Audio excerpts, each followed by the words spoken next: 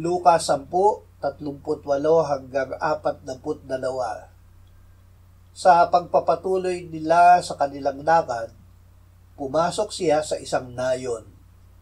Isang babaeng ang pangalan ay Marta ang tumanggap kay Jesus sa kanyang bahay. At siya ay may isang kapatid na tinatawag na Maria na naupo sa paanan ng Panginoon at nakinig sa kanyang salita. Ngunit si Marta ay naaabala sa maraming paglilingkod. Siya ay lumapit sa kanya at sinabi, "Panginoon, wala bang anuman sa iyo na pinabayaan ako ng aking kapatid na maglingkod na mag-isa? Sabihin mo nga sa kanya na tulungan ako."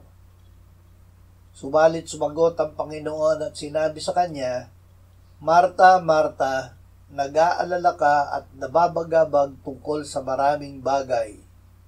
Subalit isang bagay ang kailangan. Pinili ni Maria ang mabuting bahagi na hindi kukunin sa kanya." Makinig kay Jesus.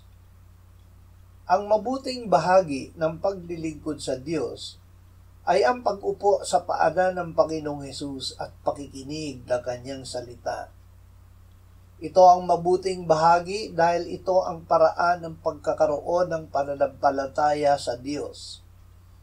Kung walang pananampalataya ay hindi maaaring kalugdan ng Diyos kahit na tayo ay nagpapakaabala sa pisikal na gawain ng paglilingkod. Sa pagbabasa at pag-aaral ng Biblia, unang lumapit kay Jesus upang ang salita niya ang mapakinggan.